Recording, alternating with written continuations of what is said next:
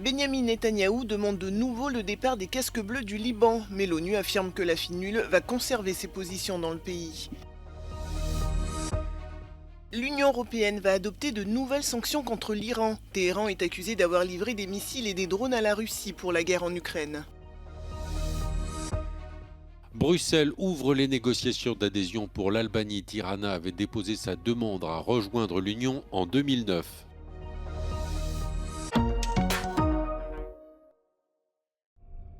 Depuis plusieurs jours, l'ONU accuse l'armée israélienne de viser les positions des casques bleus au Liban. Mais Benyamin Netanyahou l'assure, Tsahal n'a pas délibérément attaqué la finule. Le Premier ministre israélien promet de continuer de frapper sans pitié le Hezbollah dans toutes les régions du Liban, y compris à Beyrouth, et demande de nouveau le départ des casques bleus. The charge that Israel deliberately attacked UNIFIL personnel is completely false. It's exactly the opposite. Israel repeatedly asked UNIFIL to get out of harm's way. It repeatedly asked them to temporarily leave the combat zone, which is right next to Israel's border with Lebanon. The best way to ensure the safety of UNIFIL personnel is for UNIFIL to heed Israel's request and to temporarily get out of harm's way. Face aux pressions exercées par Israël, l'ONU reste ferme. En conférence de presse, le porte-parole d'Antonio Guterres a qualifié les attaques contre les casques bleus de possibles crimes de guerre. Attacks against peacekeepers are in breach of international law, including international humanitarian law, and they may constitute war crime. He called on all parties, including the IDF, to refrain from any and all actions that put our peacekeepers at risk. Alors que certains s'interrogent sur l'avenir de la finule au Liban, le secrétaire général de l'ONU aux opérations de paix a affirmé lundi que les casques bleus allaient conserver leur position actuelle dans le pays.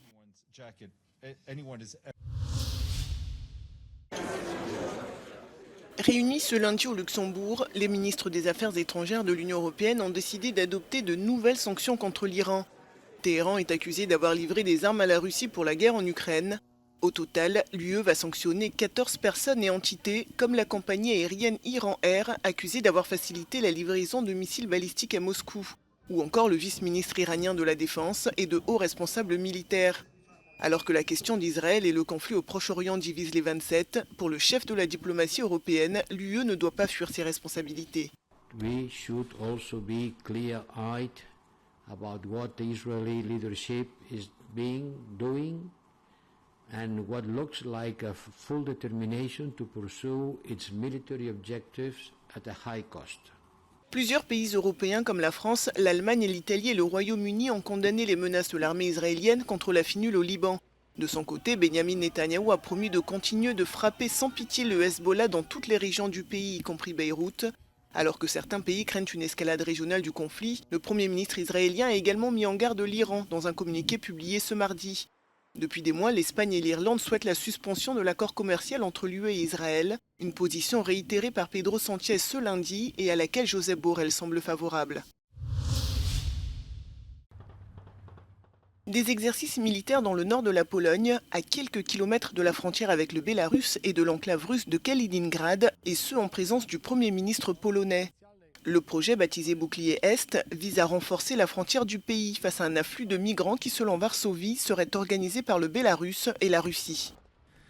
Będę o tym także w najbliższych dniach i tygodniach rozmawiał w Brukseli i będę tłumaczył, na czym wygląda polska specyfika z tą płonącą Ukrainą przy naszej granicy, z tą granicą nieustannie atakowaną przez grupy nielegalnych migrantów organizowanych przez i wspieranych przez służby specjalne Białorusi.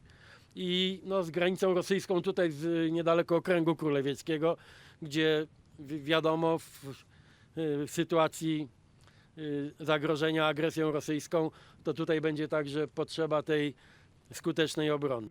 Il y a quelques jours, les déclarations de Donald Tusk sur sa volonté de suspendre partiellement le droit d'asile a suscité des interrogations à Bruxelles.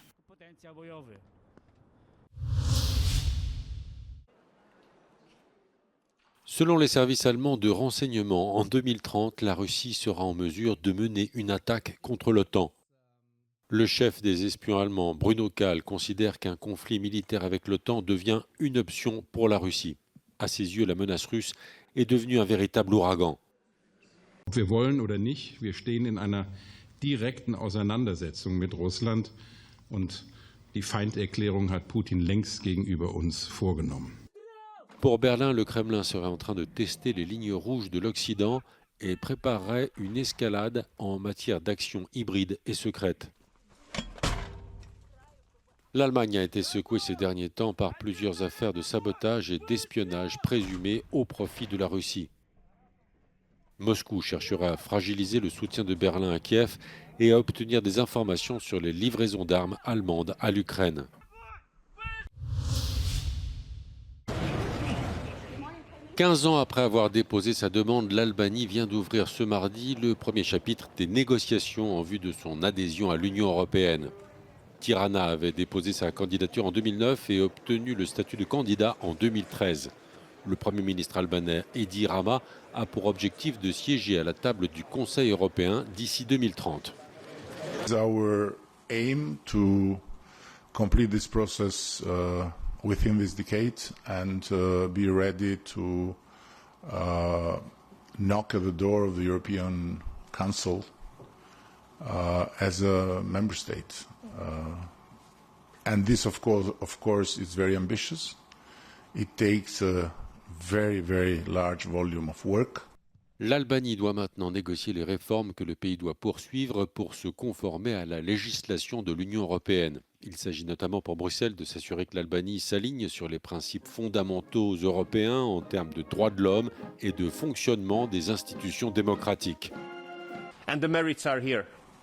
Obviously, if you look at the achievements of Albania in the recent years, be it economy, be it politics, be it social issues, it is obvious that the merits are there. La durée des négociations d'adhésion avec Bruxelles n'est pas fixée. Le Monténégro a commencé en 2012 le processus de négociation d'adhésion sans encore parvenir à son terme. La Croatie est le dernier pays à avoir rejoint l'UE et c'était en 2013. La Commission européenne va présenter une nouvelle législation en matière de politique migratoire. Dans une lettre adressée ce lundi aux 27 États membres de l'UE, Ursula von der Leyen a exposé plusieurs propositions visant notamment à réduire le nombre de demandeurs d'asile déboutés sur le territoire européen. The letter is very clear on what are considered the priority areas for action, but now, of course, it is for the leaders to discuss the way forward based on the letter that the President has sent. La présidente de la Commission européenne a dit s'intéresser au protocole instauré entre l'Albanie et l'Italie. Un protocole qui prévoit la délocalisation des procédures de demande d'asile de personnes migrantes secourues en mer par les autorités italiennes dans des centres dédiés sur le sol albanais. L'Italia ha dato il buon esempio con la sottoscrizione del protocollo Italia-Albania per processare in territorio albanese, ma sotto giurisdizione italiana ed europea, le richieste di asilo. È una strada nuova, coraggiosa, inedita, ma che rispecchia perfettamente lo spirito europeo. Ursula von der Leyen a également plaidé pour la désignation de pays tiers sûrs, c'est-à-dire de pays ne présentant pas de risque d'atteinte grave aux droits humains. Une mesure qui vise à accélérer les procédures de renvoi de personnes migrantes dans leur pays. Cette annonce précède le sommet qui aura lieu à Bruxelles les 17 et 18 octobre prochains et qui sera en grande partie consacré à la question migratoire. L'Union européenne va durcir ses limites en matière de pollution atmosphérique pour se rapprocher des recommandations de l'Organisation mondiale de la santé. Les ministres de l'Environnement ont approuvé ces limites plus strictes lors du Conseil environnement qui s'est tenu à Luxembourg. Des désaccords subsistent quant au délai d'entrée en vigueur des nouvelles normes. Malte dit ne pas être en mesure de respecter les limites en termes de production de dioxyde d'azote. Quant à l'Allemagne, elle soutient le report de l'échéance jusqu'en 2040 et exclut toute restriction de circulation automobile ou fermeture d'installations industrielles.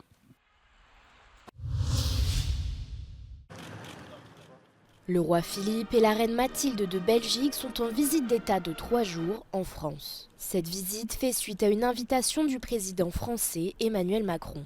Elle permet à la Belgique et la France de célébrer leurs liens culturels et de partager leur vision sur les questions européennes. Les souverains belges ont assisté à un dîner d'État organisé par le président français au palais de l'Élysée.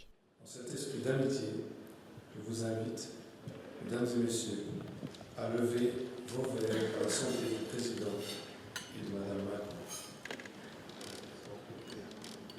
Vive la Belgique, vive la France et longue vie à l'amitié franco-belge. La Belgique et la France partagent une histoire commune et 620 km de frontières. La visite conduira le roi et la reine à Chantilly puis à Lille avant de s'achever mercredi.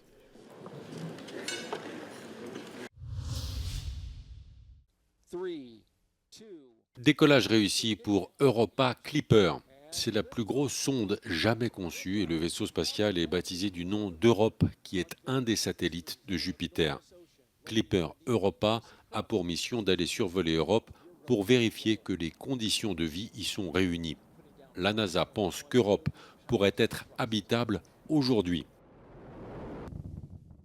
Europe est à peu près de la taille de la Lune et pourrait contenir 2 fois plus d'eau que la Terre. L'eau du satellite de Jupiter est dissimulée sous sa surface glacée.